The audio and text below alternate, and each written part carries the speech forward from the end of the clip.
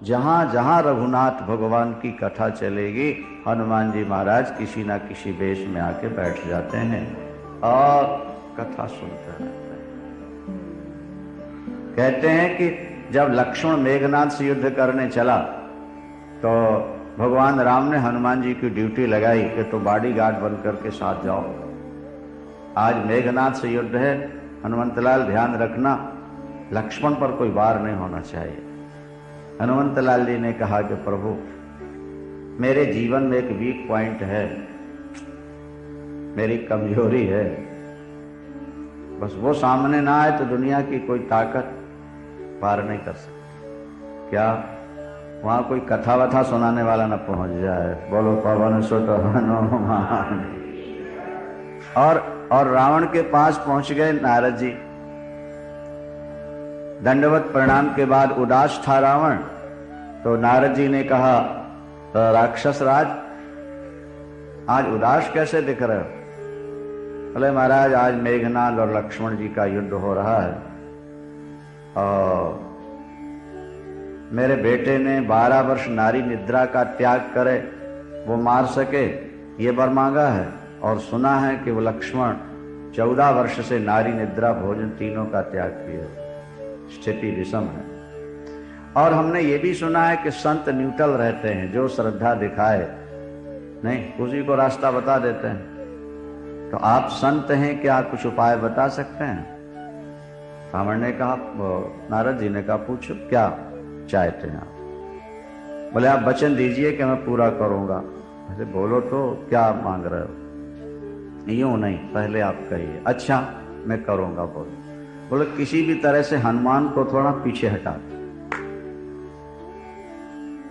किससे? लक्ष्मण से। क्या उपाय है? एक ही उपाय है।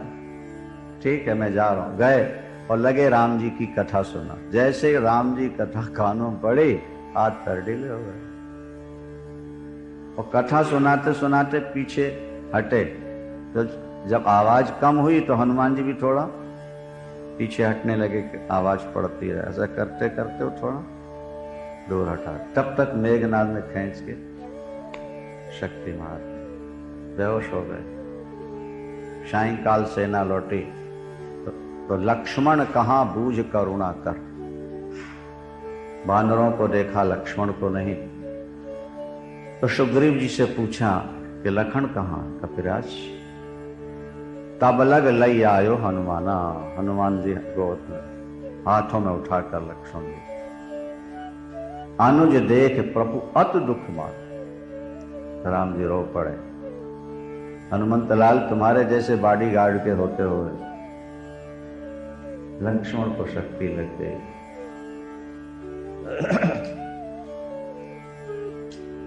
श्यावर रामचंद्र। हनुमान जी भी रो पड़े। उन्होंने कहा प्रभु वहां मेरी कमजोरी प्रकट हो गई, इसीलिए सब कुछ हो गया। मैं मजबूर हूं।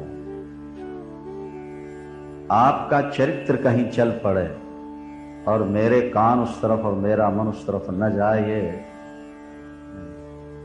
मैं अपराधी हूं, दंड दिया जाए। अब दंड क्या देना है महाराज? ठीक है, अंत में सुषेण वैद्य का मकान ही फाड़ के ले आयो, आपने कई बार सुना। और जब ये कहा गया कि सजीवन बूटी लेके आओ, तो द्रोणागिरि पर्वत इतनी दूर है, किसी ने कहा हम 1 महीने में लौट पाएंगे, किसी ने 20 दिन, 10 दिन, 12 दिन, 15 दिन, 1 हफ्ता। इससे पहले कोई नहीं। राम जी ने हनुमान जी से कहा भाई कितनी देर में लौट पाओगे? तो हनुमान जी ने कहा उबलते सरसों के तेल में, उबलते हुए तेल में सरसों का दाना छोड़ा जाए, उसके चटकने में जितनी देर लगेगी इतनी देर में सजीवन बूटी यहां पहुंचा दूंगा, यदि आपका आशीर्वाद है।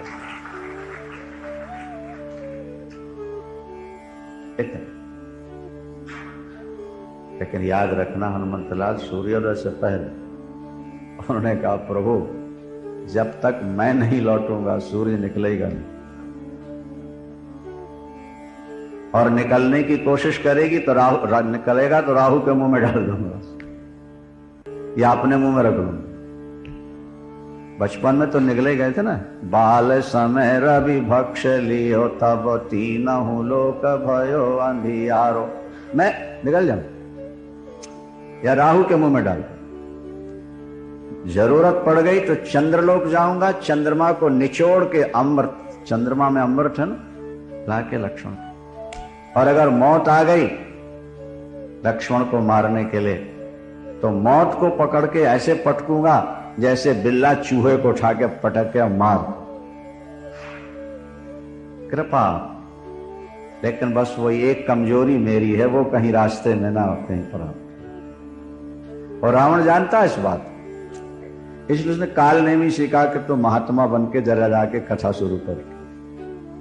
और जब हनुमान जी जा रहे हैं तो लगा कथा सुनाना, होत महारण रावण रामई, होत महारण जीति हैं राम न संशय आमय, जीति हैं राम न संशय आमय। यहाँ भय मैं देखो भाई, यहाँ ज्ञान दृष्टि बल मोहि अधिकाई, ज्ञान दृष्टि। अब बताओ इतना जरूरी काम, रुक गए और दीक्षा इच्छा लेने बैठ गए। आपको इतना ज्ञान है कि आप यहीं बैठे सब देख रहे हो, तो ये ज्ञान हमें भी दे दो कि हम भी टेलीविजन साथ ही रखें, जहां जहां सब दिखता रहे। कथा,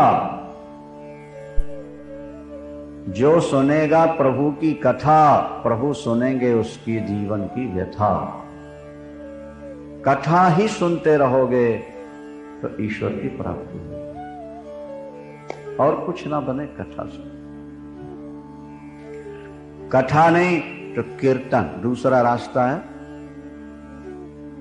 कीर्तन जोर से बोलो, मस्त हो, झूम के बोलो, अपने आप को भूल जाओ। आजकल एक्सरसाइज की बड़ी जरूरत है, क्योंकि यांत्रिक युग है, व्यक्ति को शारीरिक श्रम करना नहीं पड़ता, बीमार रहते हैं। तो कीर्तन के थोड़ा नाच लो ना, तो इतनी बढ़िया एक्सरसाइज हो जाती है। क्या समझे आप? वाह, वो बड़ी मस्ती आती है, नींद भी बढ़िया आती है, और शरीर की नसें नसें खुल जाती है। किसी विदेशी ने कहा एक बार, मजाक में ही कहा होगा उसने, बोले कृष्ण सदा जवान दिखते रहे, क्यों? बोले वो नाचते रहे। बोलो वृंदावन। कीर्तनम, पहला रास्ता श्रवणम और दूसरा कीर्तन। और कीर्तन भी नहीं हो सके तो फिर स्मरणम। श्रवणम कान से, कीर्तनम मुख से, स्मरणम मन से। चलते फिरते खाते पीते सोते जागते परमात्मा का सुमिरन होता है, मधुर मधुर उनका स्मरण होता, अपने इष्ट सदा खोए खोए से रहे। जैसे नई नई लड़की जब ससुराल से वापस आती है ना पहली बार, तो रहती मायके में है, खाती पीती माँ बाप का है, बैठती भाई बहनों में है, लेकिन उसका मन कहाँ रहता है? देवियों सुनाओ तो जरा।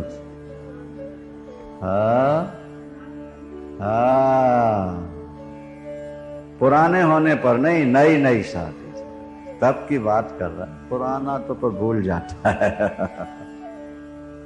अच्छा, अपना बेटा नहीं भूलता, पति भूल जाता। क्या मतलब? मां को बेटा नहीं भूलता, पतिव्रता को पति नहीं भूलता, बाकी सामान्य नारियों को ज्यों ज्यों अवस्था सरकती जाती है त्यों त्यों पति उसको भूलता सा। कभी कभी याद आ गई, हैं अपने हैं, हाँ ठीक है बस, पर अंदर सदा स्मरण होता रहे पुत्र का। अच्छा, पुरुष स्त्री का चिंतन करता रहता, ये पुरुष की कमजोरी है, और देवियां अपने बेटे पोतों का स्मरण करती रहती, ये उनकी कमजोरी। स्त्री का मन ज्यादा बेटे पोतों में लगता है, नहीं, और पति का मन ज्यादा पत्नी। सुमिरन ये तीसरा भक्ति का रास्ता। ध्यान से सुनो बात। श्रवणम, कीर्तनम, स्मरणम और पाद सेवनम। चौथा रास्ता है माता पिता गुरु संत इनके चरणों की सेवा। इनकी सेवा भी भक्ति है। माता की सेवा, पिता की सेवा, गुरु की सेवा, संत की सेवा, गरीब की सेवा, सब भक्ति। नहीं समझ रहे? अर्चनम, अपने इष्ट देवता का विग्रह घर में ले आओ, प्यार से पूजा किया करो। तुम्हें अगर बार बार प्यास लगे तो समझ लेना कि हमारे इष्ट देव को भी बार बार प्यास लगती है। अपन तो पीते रहते हैं कूलर का ठंडा पानी में, नहीं तो फ्रिज से निकालने का, लेकिन ठाकुर याद नहीं आता। अच्छा, अपने लिए एसी लगा रखा है और ठाकुर के लिए कूलर भी नहीं है, बेचारा पंखे की गर्म हवा अपने खा रहा हो। नहीं भाई, अपने लिए आपने एसी लगा रखी है तो कम से कम ठाकुर के लिए कूलर तो लगा दो। खाली मूर्ति रख लेने से काम नहीं चलता। अच्छा, तुम अपने बेटे को खाली पंखे में सुलाओ और स्वयं एसी में सो, जरा कैसा लगता है? अच्छा, श्रीमती को सुला दो खाली पंखे में और आप एसी में सो जाओ। नहीं नहीं, तू यहां सो जा, मैं वहां सो जाता हूं। भगवान को विचारों वहां रख दिया। हमको सर्दी लगती है तो हमारे भगवान को भी सर्दी लगती हो। हम गर्म कपड़े पहनते हैं तो भगवान के लिए करो। हमको ठंड लगती है तो हमको ज्यादा प्यास लगती है। महाराज, वृंदावन में जगन्नाथ मंदिर है, अभी भी हम वहां अध्ययन काल में रहते थे तो उन्होंने बताया कि हमारी माता जी भगवान की बड़ी भावुकता से पूजा करती थी, जगन्नाथ भगवान। वो मंदिर अभी है जगन्नाथ, यमुना तक। उन्होंने स्वयं बताई। बोले एक बार उनको जगन्नाथ जी जाना था, जगन्नाथपुरी। रथ निकलता ना आषाढ़ शुक्ल द्वितीया, तो जाते जाते बहू से बोले कि देख, ठाकुर की पूजा ठीक से करते हैं। अच्छा, ठाकुर को कोई कष्ट ना हो, मैं जल्दी आ जाऊं। बहू तो बहू, फिर क्या हुआ? उनको जाना था, पिक्चर हो गया टाइम, खिचड़ी रखी तो उन समय कुकर उकर भी नहीं थे कि जल्दी पक जाएगी, वैसे लकड़ियों में पकाते थे, तो थोड़ी कच्ची थी। क्या पिक्चर और टाइम से जाना है वहां तो, और उन्होंने वही खिचड़ी बोला कच्ची। थोड़ी 12 बजे रात को भगवान ने वहां कहा, तुम यहां आ गई हो और मुझे कच्ची खिचड़ी खिलाई गई, मेरे पेट में दर्द हो रहा। उन्होंने तार किया, कल ठाकुर को कच्ची खिचड़ी खिलाई तुमने, ध्यान रखो। अब तो रोंगटे खड़े हो रहे, बात तो बिल्कुल सही।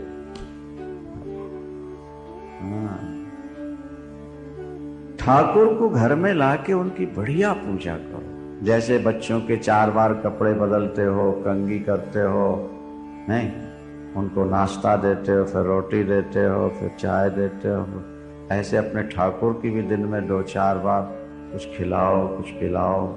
जो खाओ वो खिलाओ, उनको पिलाओ।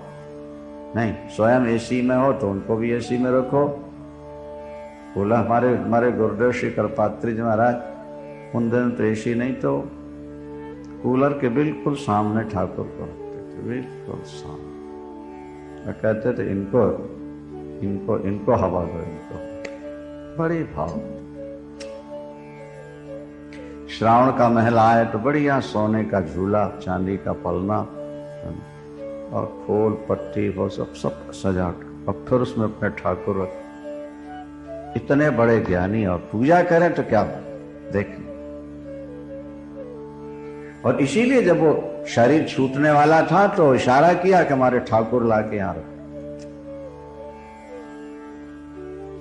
सिंहासन मंगा के छाती पर रखी, तुलसी दल गंगा जल।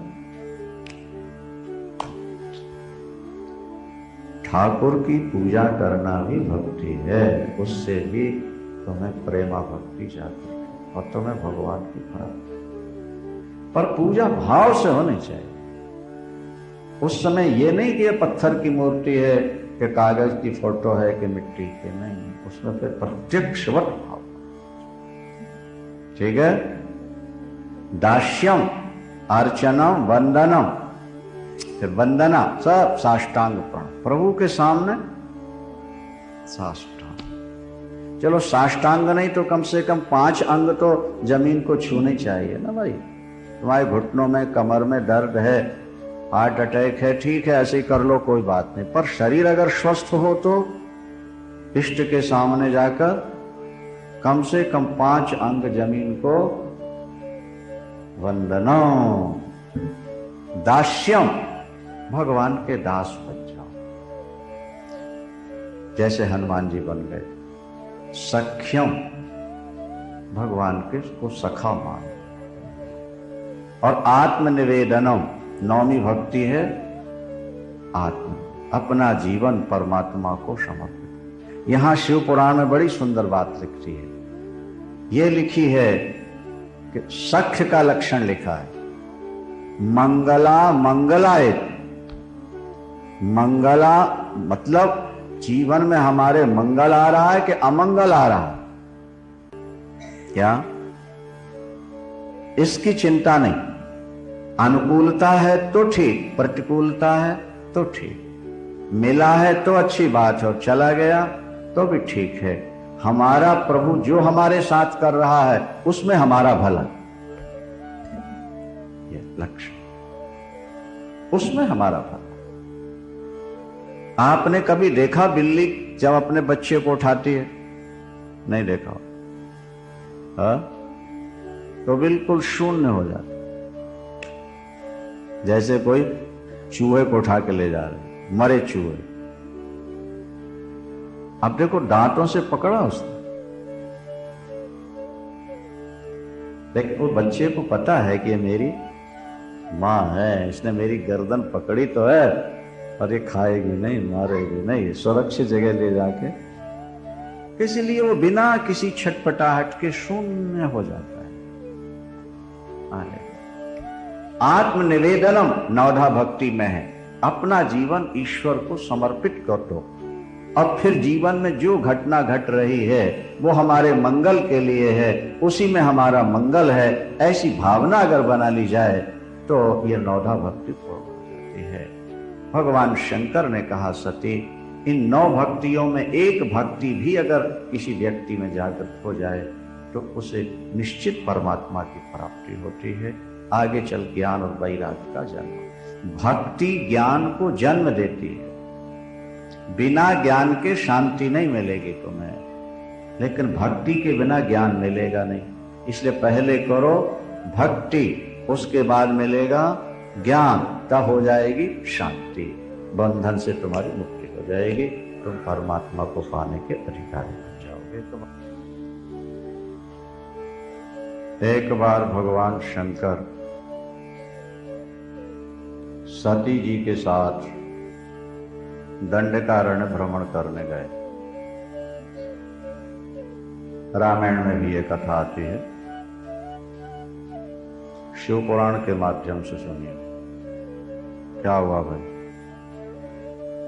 एक बार त्रेतायुग माही, एक बार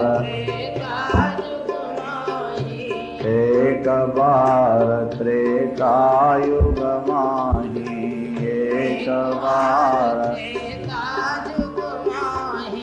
शांभु गए को भज ऋषि पाही, शांभु गए सांग सती जग जननी भवानी, सांग सती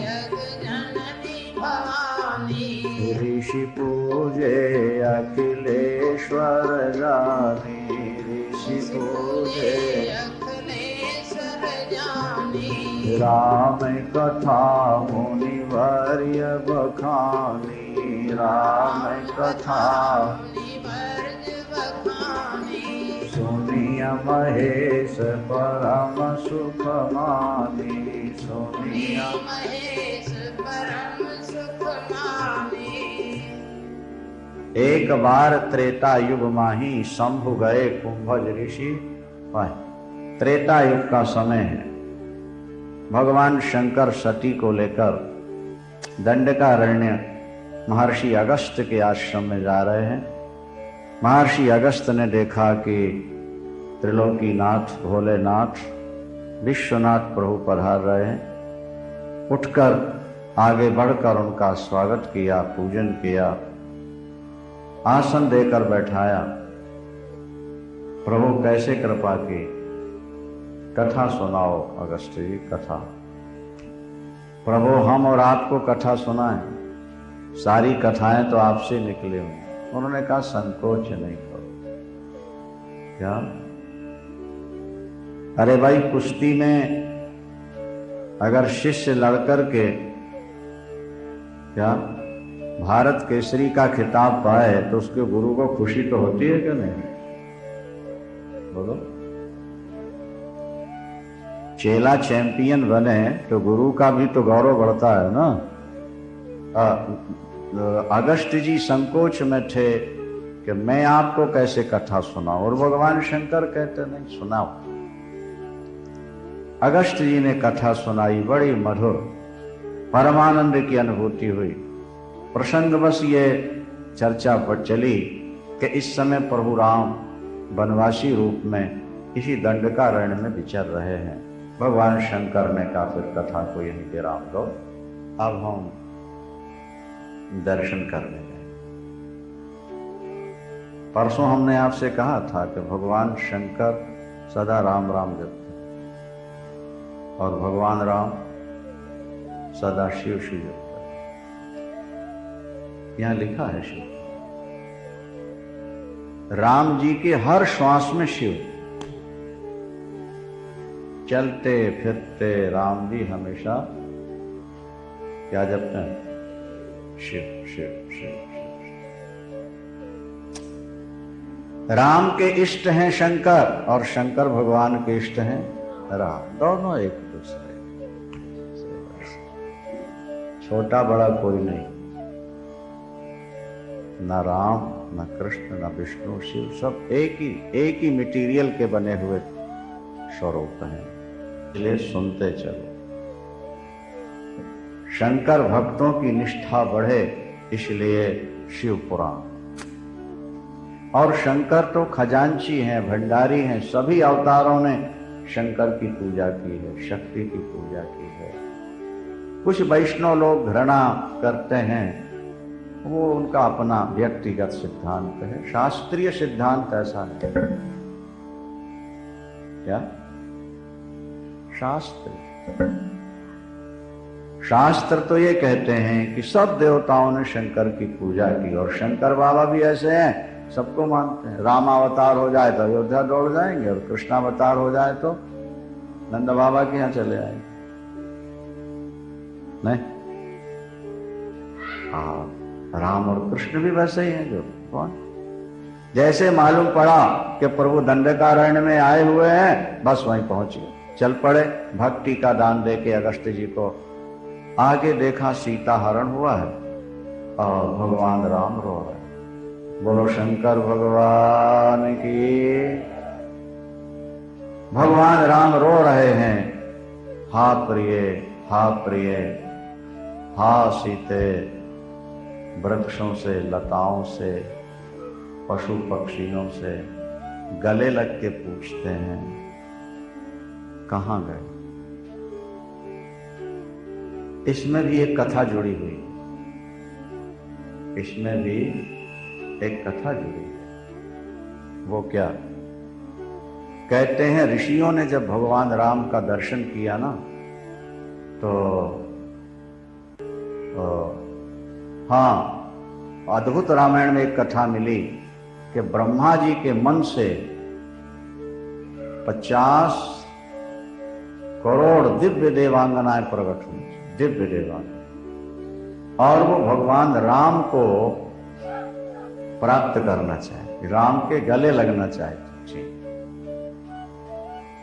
राम जी ने कहा ये तो रामावतार में संभव नहीं है, हाँ कृष्णावतार में चाहो तब तो हो, क्योंकि वहां तो अनुमति मांगने की जरूरत ही नहीं, चले आओ।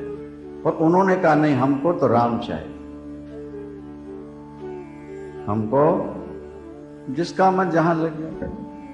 तब राम जी ने कहा भाई एक युक्ति है कि आप लोग दंडकारण्य में वृक्ष बन जाओ, आप लोग दंडकारण्य में वृक्ष बनो, मृगी बनो, पशु पक्षी बनो।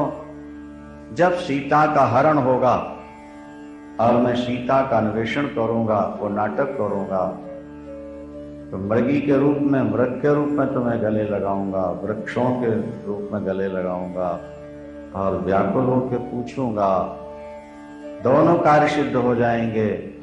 जो कामी पुरुष हैं वो पत्नी के वियोग में कैसा रोते हैं, ये भी एक उदाहरण सामने स्पष्ट हो जाएगा, और आप लोगों की कामना भी पूरी। सब की सब देवांगनाएं उन वृक्षों के, पशु पक्षियों के रूप में अवतरित हुई, ऐसी भी कथा आती। इसीलिए राम जी, हे खग मृग हे मधुकर श्रेणी, तुम देखी सीता मृग, हा गुण खान जानकी सीता, रूप शील व्रत नेम पुनि। छटपटा भगवान शंकर और सती वहां से निकल रही हैं। भगवान शंकर ने देखा और देखते ही जय सच्चिदानंद जग पावन, और आस कही चले मनोज नशाव। भगवान राम ने देखा, पुलकित हुए, प्रणाम किया और सच्चिदानंद भगवान की जय सच्चिदानंद कह करके उसी समय वहां से चले। सती ने जब भगवान शंकर को इस स्थिति में देखा तो सती के मन में संदेह हो। संदेह क्यों हुआ? क्योंकि शंकर जगद वंद्य जगदीशा, शंकर जगद सुर नर मुनि सब नावत शीशा, सुर नर मुनि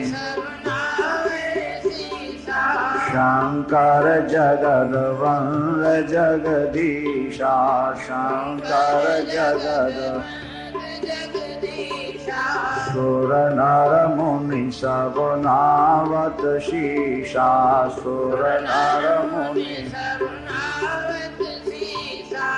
सती को संदेह हुआ कि भगवान शंकर को तो सभी प्रणाम करते हैं, शादी के समय देखा था कि भगवान ब्रह्मा ही प्रणाम करते, भगवान विष्णु प्रणाम करते,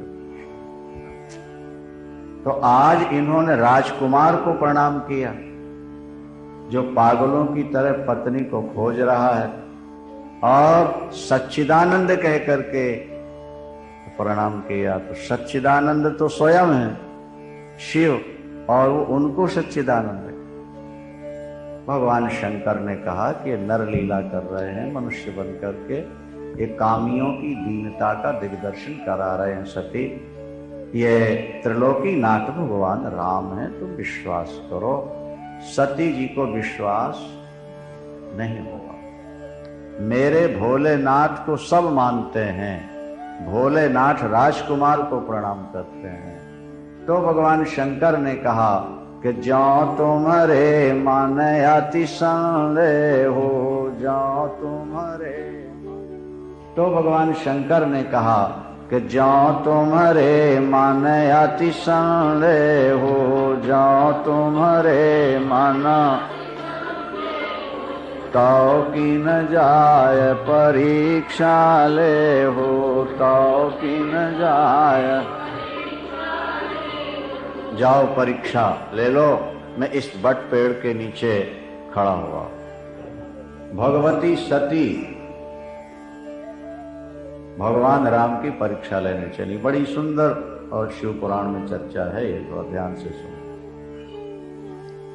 तुलसीदास जी महाराज ने तो थोड़ा काट छांट के लिखी है ना, शिव पुराण में विस्तार। हाँ, सती सीता का रूप धारण करती है। पुण्य पुण्य हृदय विचार कर, धर सीता कर रूप। आगे हुए चली पंथ ते ही, जेही आवे सुर हो। भगवान राम तो रो रहे थे सीता के वियोग में, और शिव शिव जप भी रहे थे साथ में। शिव शिव जप रहे हैं और बीच बीच में सीता का नाम लेके। सती जी के समझ में नहीं आ पा रहा कि ये शिव शिव जप रहे हैं और वो इनको प्रणाम कर रहे हैं।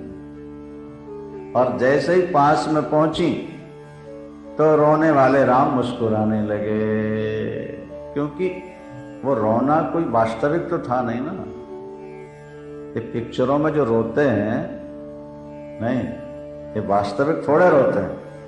ये तो आंखों में कुछ लगा लेते हैं, आंसू गिरने लगते हैं, तुम सोच रहे रो रहे हैं, वो रोया थोड़ा करते हैं, और पर्दे के पीछे जाके हंसते रहते हैं। तो राम रो थोड़ा रहे थे, तो नाटक था। तो जैसे ही सती को सीता के रूप में देखा तो राम मुस्कुराए, हाथ जोड़ करके प्रणाम किया। जोर पाणी प्रभु की न प्रणामो, जोर पाणी प्रभु पिता समेत लीन निज नामो, पिता समेत।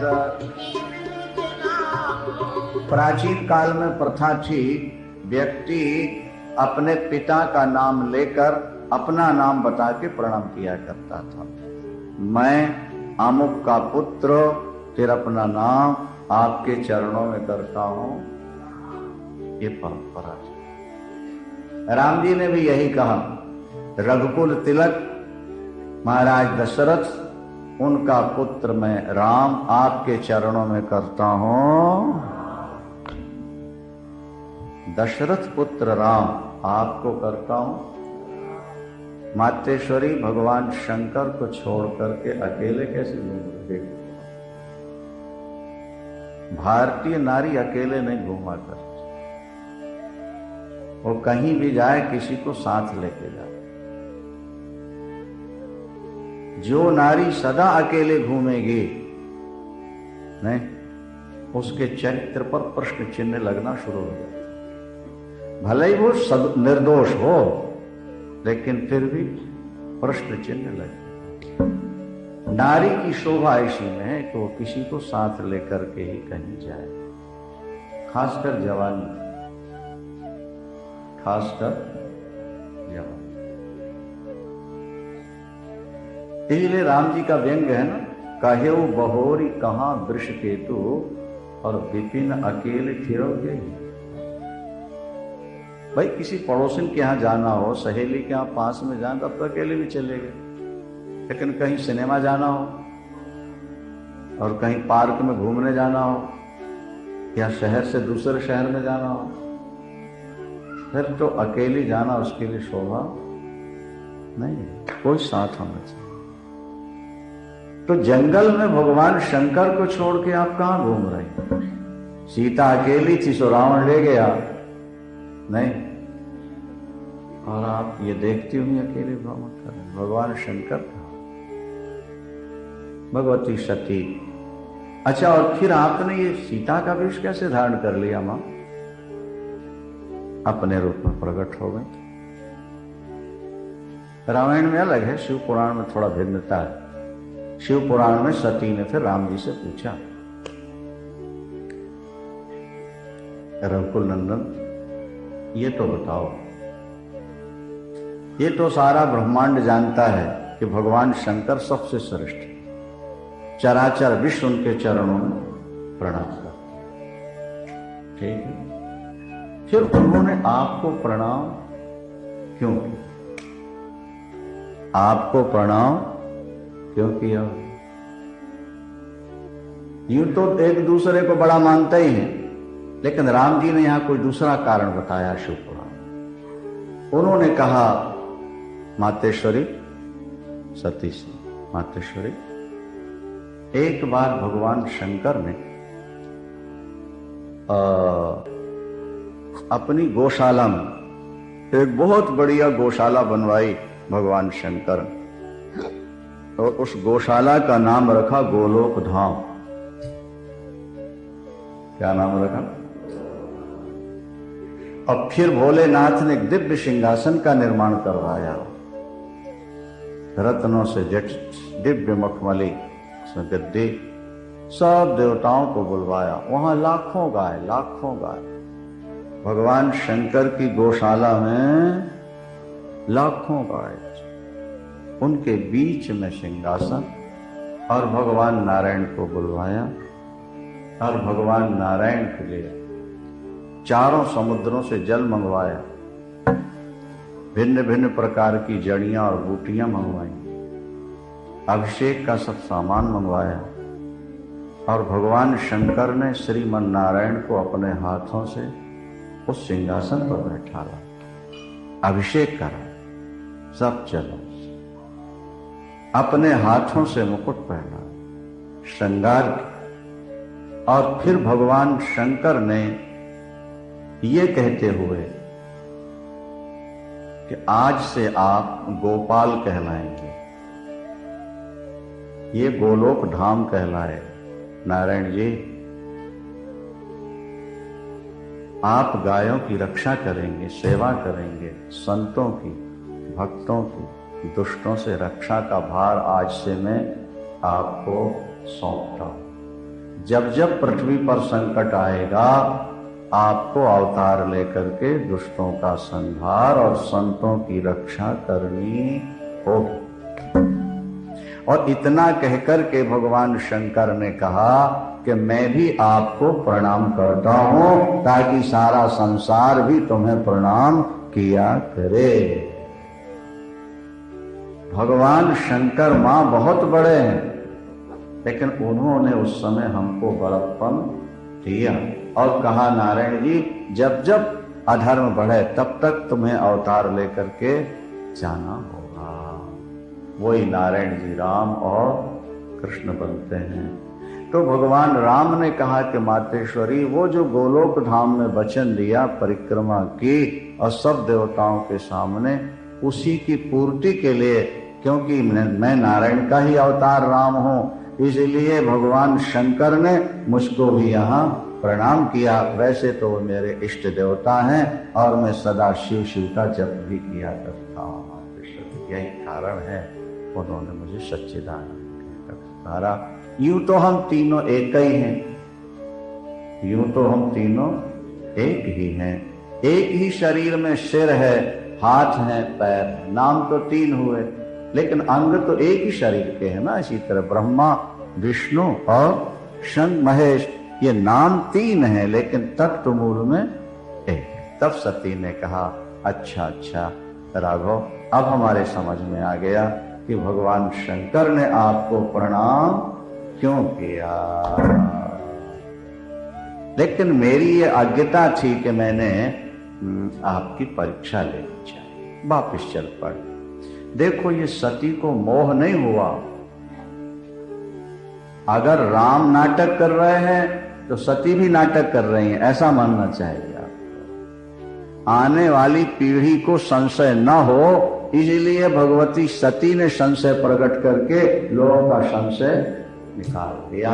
आगे की चर्चा कल श्रवण करेंगे आप लोग प्रातः काल आके। बड़ा सुंदर प्रसंग है। और उसके बाद फिर पार्वती मंगल, 2 दिन के बाद पार्वती मंगल की खुशी अपन लोग मनाएंगे विवाह की। और आगे भगवान गणपति और कार्तिकेय, ये सब सुनने वाले प्रसंग हैं। समय से आइए, लाभ उठाइए। कथा का समय आपको मालूम है ही है। आज तो 8 से 10 हुई थी, वैसे 10 से 12 ही चल रही है। 9:30 आ जाओ, पहले कीर्तन सुनो ब्रजवासियों के बड़े सुंदर, अब फिर आप जाएगा। शाम को भी यही 4, 4:30 से लेके 7 आरती। शंकर भगवान की।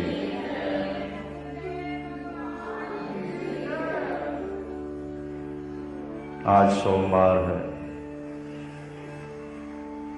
सोमवार भगवान शंकर को बहुत प्रिय दिन है। शुक्रवार भी भगवान के लिए बहुत अच्छा है। तिथियों में त्रयोदशी, अष्टमी, चतुर्दशी, विद्या त्रयोदशी, शिवरात्रि भगवान को बहुत प्रिय है। चंद्र भी शीतल है, इसलिए भगवान उसे मस्तक पर धारण करते हैं। सोमवार चंद्रवार कहलाता है, शीतलवार है, इसलिए सोमवार को जल चढ़ाना, पूजन करना विशेष फलदायक है। सती जी को मोह हुआ, कल आप लोग सुन रहे थे, और मोह का हेतु यही था क्योंकि भगवान नारायण, भगवान शंकर की पूजा करते हैं। भगवान नारायण ही नहीं, ब्रह्मांड के जितने देवता हैं वे सब शिव का पूजन करते हैं। एक बार सारे देवता मिलकर के श्रीमन नारायण के यहां पहुंचे, भगवान की स्तुति की। भगवान नारायण ने कहा, देवताओं कैसे पधारे आज? प्रभु, हमें ऐसा कोई सरल उपाय बताइए जो महान फल देने वाला हो। उपाय सरल और फल महान। थोड़ा सा भी शुभ कार्य हम कर लें तो हमें बहुत ज्यादा लाभ प्राप्त हो। और आप भी ध्यान करते हैं, पूजन करते हैं। बड़ों की नकल छोटे तो किया ही करते हैं। आखिर हमें मालूम तो हो कि वो कौन सा उपाय है जिसके द्वारा भोग और मोक्ष सुलभ हो सकते हैं। श्रीमन नारायण ने कहा, वो उपाय है भगवान शंकर की पूजा। बोलो शंकर भगवान। भगवान शंकर की पूजा समस्त कामनाओं को पूर्ण करती है। जितने में तुम्हारा गुजारा हो जाए उसमें कमी नहीं आने देती। अगर कभी कोई काम ना हो पा रहा हो तो सोच लेना कि भोलेनाथ जरा ज्यादा हमारा हमसे चिंतन कराना चाहते हैं, इसीलिए अभी काम नहीं हो पा रहा। थोड़ा और ज्यादा चिंतन करो। अथवा इस वस्तु के न मिलने से ही हमारा लाभ है, इसलिए भोले शंकर मांगने पर भी हमें नहीं दे पा रहे। जैसे माता पिता अपने बच्चों के हित का हमेशा ध्यान रखते हैं, इसी तरह सहज और सरल भक्तों का ध्यान भगवान सदा रखते हैं। श्रीमन नारायण ने देवताओं से क्या कहा? साहानि तन्महश्छिद्रम, वो सबसे बड़ी हानि है, वो सबसे बड़ा दोष है, वो सबसे अधिक अमंगलमय दिन है जिस दिन भगवान शंकर की जीवों के द्वारा पूजा न हो। वही बुरा दिन है जिस दिन पूजन नहीं हुआ भोले शंकर का, क्योंकि वे स्वयंभू हैं, वे स्वयं प्रकट होते हैं, वे महादेव हैं, वे सबके पितामह हैं। यथा मूल तरोर निषेब नेवो, जैसे वृक्ष की जड़ में अगर पानी डाल दिया जाए तो सारे वृक्ष को अनायास प्राप्त हो जाता है, इसी तरह भोलेनाथ पर जल चढ़ा दो, उन्हें तृप्त कर दो, ब्रह्मांड के सभी देवता तृप्त हो जाया करते हैं। शंकर भगवान। पूजा जरूर करनी चाहिए। शिव पुराण में लिखा है कि भाई सतयुग में व्यक्ति ध्यान से तरते हैं और त्रेता में यज्ञ के द्वारा, तप के द्वारा, द्वापर में ध्यान के द्वारा और कलयुग में भगवान की पूजा के द्वारा तथा नाम जप के द्वारा व्यक्ति परमात्मा को पाता है। इसलिए शिवार्चन, शिव का अर्चन तो होना ही चाहिए। जैसे अंग्रेजी में वाटर शब्द का अर्थ पानी होता है, इसी तरह शिव शब्द का अर्थ शांति होता है, शिव शब्द का अर्थ सुख होता है, शिव का अर्थ आनंद होता है। नहीं? शांति, सुख, आनंद, अनंत कल्याण, ये शिव शब्द का अर्थ है। जब आप शिव शिव जपते हैं तो ये वस्तुएं तो आपके पीछे पीछे चली आती। और हमने आपको सुनाया होगा पहले भी कि एक बार ब्रह्मा जी आए और पार्वती अम्बा से शिकायत करने लगे, बोले माँ ये हमारा त्याग पत्र ले लो। क्या? हमारा त्याग पत्र ले। कभी कभी काम करने वालों को भी थोड़ा रोष आ ही जाता है, नहीं? तो ब्रह्मा जी को रोष तो नहीं था, वो आपस में थोड़ा सा मजाक सी समझ लीजिए, अपना त्याग पत्र लिख के लाए हैं और बोले पराम्बा से माँ ये स्वीकार कर। भाई ब्रह्मदेव बात क्या बनी? कोई गलती हो गई किसी से क्या? किसी ने आपका अपमान कर दिया, कुछ लांछन लगा दिया? त्यागने के तो यही हेतु होते हैं, कोई गलत सलत कलंक लगा दे, लांछन लगा दे, कुछ कड़ुआ बोल दे तो व्यक्ति दुखी हो के पद छोड़ने को। तो आखिर आप पद छोड़ने के लिए लेकर आए हो अपना त्याग पत्र, उसमें कारण भी तो बताओ कि इस कारण हम त्याग पत्र दे रहे हैं।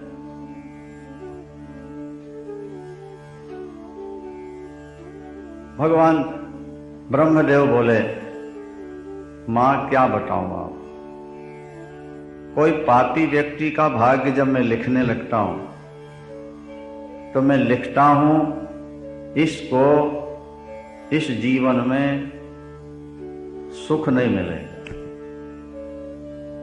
इस व्यक्ति ने इतने पाप किए हैं और प्रारब्ध में वो पाप आ चुके, इसलिए इस जन्म में इसको सुख नहीं मिलेगा।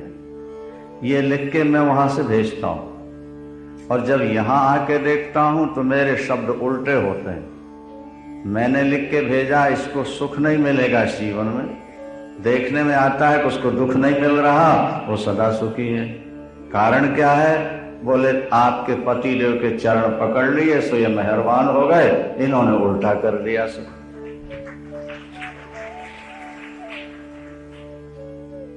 ब्रह्मा कहते मैंने लिखा था कि इस जीवन में इसको सुख नहीं मिलना चाहिए, तो भोलेनाथ ने सू की जगह दू कर दिया, सा को दा कर दिया। ये मेरी शरण में आ गया है, इसलिए इसको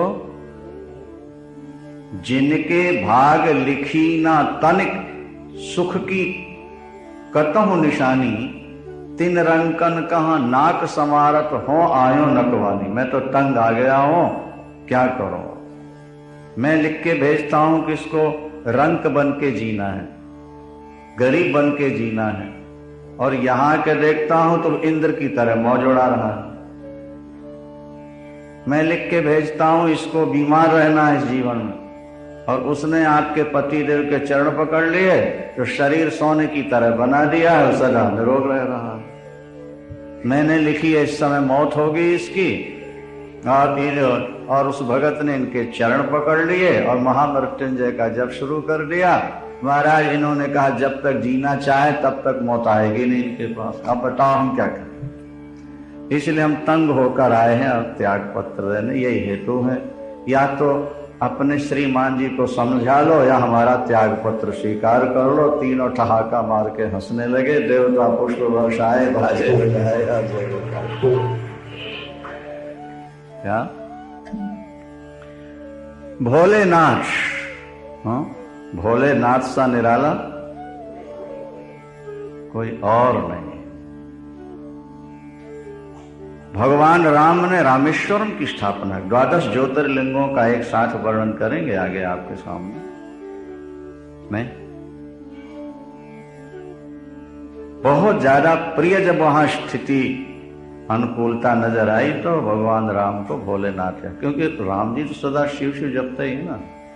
कल आपने सुना, कल शाम की कथा में यह प्रसंग था कि शंकर जी सदा जपते हैं, जोर से बोलो, शिव शिव।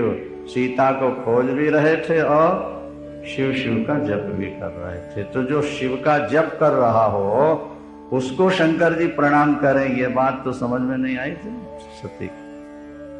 तो जब श्रीमन नारायण ने शिव पूजा का महत्व गाया और कहा कि घर घर में शिवलिंग तो होना ही चाहिए, पूजन होना ही चाहिए, तो फिर सब देवताओं ने कहा कि प्रभु जो रास्ता दिखाए वही किनारा लगा दे, तो फिर तो मौज ही होती है। कई बार लोग होते हैं, कार रोकते हैं, भाई अमुक जगह जाने का रास्ता क्या है? बोले महाराज चलिए हम आपको भेज आते। वो हमारी गाड़ी में बैठ करके वहां तक छोड़ता नहीं, ज्यादा अच्छा लगता है। एक व्यक्ति तो कह देता है कि यहां से जाना तो दाहिने, तो फिर बाएं, तो फिर सीधे, तो पहुंचो। और दूसरा कहता है हम आपको छोड़ करके आते हैं। इसी तरह से देवताओं ने कहा कि प्रभु अब आपने जब हमें भगवान शंकर की पूजा का विधान बता दिया तो कृपा करके हमें एक एक शिवलिंग भी प्रसाद के रूप में दे दो। भगवान नारायण से तत्काल नारायण जी ने विश्वकर्मा जी को बुलाया और विश्वकर्मा जी से कहा भाई सबको शिवलिंग वितरित करना है, बनाओ। फिर विश्वकर्मा जी ने तत्काल ढेर सारे शिवलिंगों का निर्माण किया। और किस देवता ने किस शिवलिंग का पूजन किया और करते हैं वो आप लोग ध्यान से सुन लो। विश्वकर्मा जी ने शिवलिंगों का निर्माण किया। किस देवता को कौन सा प्रदान किया, नाम सुन लीजिए। भगवान शंकर का एक शिवलिंग सबसे पहले इंद्र को समर्पित किया गया। इंद्र पद्मराग मणि के बने हुए शिवलिंग का पूजन प्राप्त करते हैं। कुबेर सुवर्णमय शिवलिंग बनवाए हैं विश्वकर्मा से, उसका पूजन करते हैं। क्योंकि कुबेर जी तो खजांची है ना भाई, है? सोने के अधिपति हैं, इसलिए उन्होंने सोने के शिवलिंग बनवाए पूजन के लिए। आगे महाराज धर्म यमराज जी ने पीतमणि में पुखराज के शिवलिंग बनवा करके पूजन के लिए लिया। वरुण देवता श्याम वर्ण के, नीलमणि होते ना, नीलमणि के शिवलिंग बनवा करके। अच्छा, भगवान विष्णु इंद्र नीलमणि में शिवलिंग प्राप्त करते हैं और ब्रह्मा जी सुवर्णमय शिवलिंग की पूजा करते हैं। विश्व देवगण चांदी के बने शिवलिंग की पूजा करते हैं। वसुगण पीतल से बने हुए शिवलिंग की पूजा करते हैं। अश्विनी कुमार मिट्टी के बने हुए शिवलिंग की पूजा। पार्थिव पूजा की हमने महत्ता आपको पहले सुना दी कि पार्थिव पूजा का क्या। लक्ष्मी देवी स्फटिक मणि में शिवलिंग की पूजा। स्फटिक मणि में भगवान शंकर का रंग भी कर्पूर गौरम है और स्फटिक मणि भी गौर वर्ण होती है, इसलिए स्फटिक मणि के शिवलिंग की पूजा बहुत ज्यादा फल देती है। महाराज लक्ष्मी जी भी पूजा करती हैं शिवलिंग स्फटिक मणि, और सूर्य नारायण तांबे के बने हुए शिवलिंग की पूजा करते हैं। और सोम देवता बोले मोती के बने शिवलिंग, मोती तो होता ही शिवलिंग ऐसा है ना, थोड़ा सा बड़ा मोती मिल जाए और चारों तरफ चांदी लगवा दो। मोती की पूजा, मोती के बने शिवलिंग की पूजा चंद्र देवता। अग्निदेव हीरे के बने हुए मोती शिवलिंग से पूजन करते हैं भगवान। ब्राह्मण और उनकी पत्नियां मिट्टी से बने हुए पार्क्ष, और मैदानों चंदन निर्मित। चंदन आपको कहीं मूर्ति नहीं मिल पाई, चंदन जैसे आप गाड़ते हैं ना, उसको थोड़ा गाढ़ा कर लीजिए, उसी को गोल लंबा कर दीजिए, शिव हो गए। शिव के बनाने में कहीं कोई दिक्कत नहीं है, राम कृष्ण विष्णु के बनाने में तो बड़ी दिक्कत है। और पूजा में भी बहुत ज्यादा पवित्रता और बहुत ज्यादा विधि, और कपड़े और सोना हीरे और सब जेवर वस्त्र बहुत चाहिए, लेकिन भोले बाबा को तो ज्यादा कुछ चाहिए नहीं आप। अच्छा जी, अब यहाँ लिखा हुआ है कि नागगण, नाग देवता मूंगे के बने हुए शिवलिंग आदर पूर्वक पूजन करते हैं। और भगवती बोले मक्खन से बना करके भगवान शंकर। योगी लोग भस्म के शिवलिंग बना के पूजन करते हैं। यक्षगण दही के शिवलिंग बनाते हैं। छाया देवी आटे से बना करके पूजा करती हैं। और ब्रह्म पत्नी रत्नमय शिवलिंग की पूजा करती हैं।